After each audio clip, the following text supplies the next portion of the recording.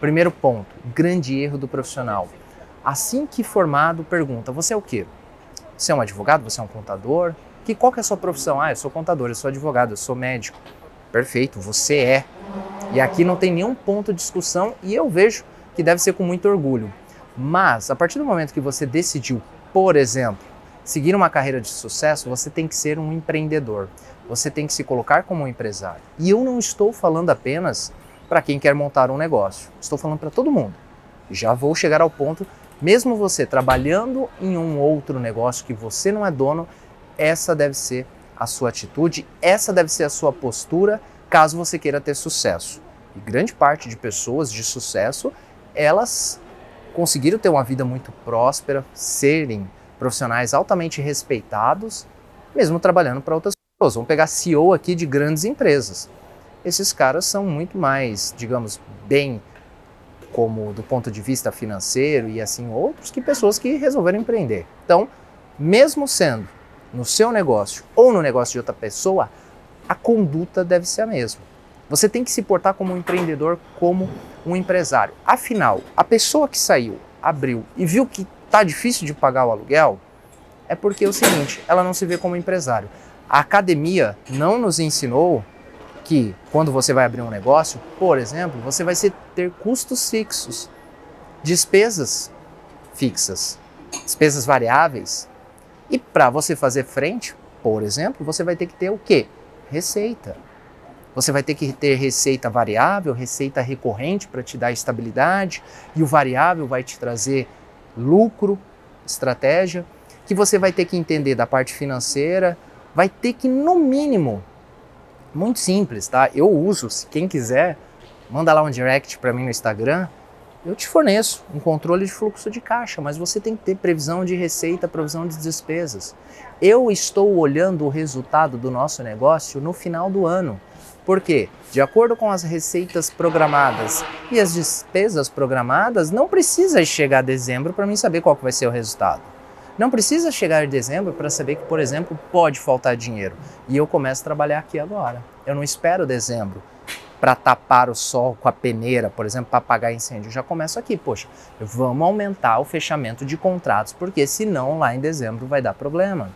Você tem que entender que você agora é um gestor do seu negócio e você vai precisar ter algumas dessas habilidades que eu estou te falando, caso contrário, aquela história do início do nosso vídeo, você vai ser um desses protagonistas. Então, a parte financeira você vai ter que entender, você vai ter que entender de contratação de pessoas, porque afinal, no nosso negócio, que é prestação de serviços, pessoas são o nosso insumo. A nossa matéria-prima é pessoas. O nosso negócio é composto por pessoa e conhecimento. Esse é um grande ativo de qualquer empresa, mas principalmente das empresas que prestam serviço. Então, trazer pessoas boas para o seu time vai ser uma tarefa que vai determinar o sucesso do seu negócio. Demita rápido, contrate devagar, contrate perfil, não conhecimento necessariamente.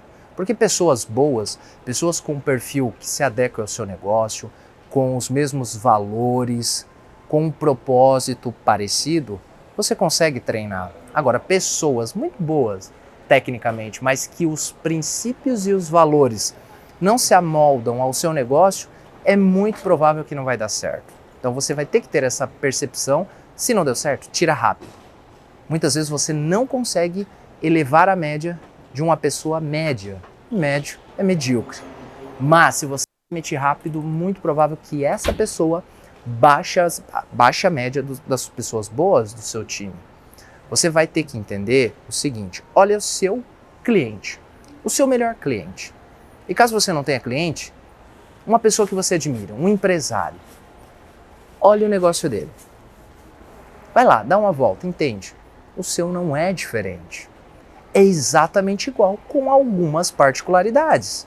Então, enquanto você, engenheiro, arquiteto, contador, advogado, fisioterapeuta, que possui seu negócio e não conseguir se enxergar como empresário, de fato você não vai ser um empresário.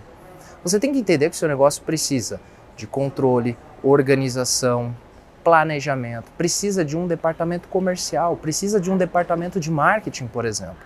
Porque é o seguinte, qual é a diferença? E eu insisto, se você acompanha meus vídeos aqui, você vai saber que eu sempre faço essa pergunta. Qual a diferença do seu negócio e o negócio, por exemplo, mais próspero no seu segmento do país? A quantidade de contratos fechados.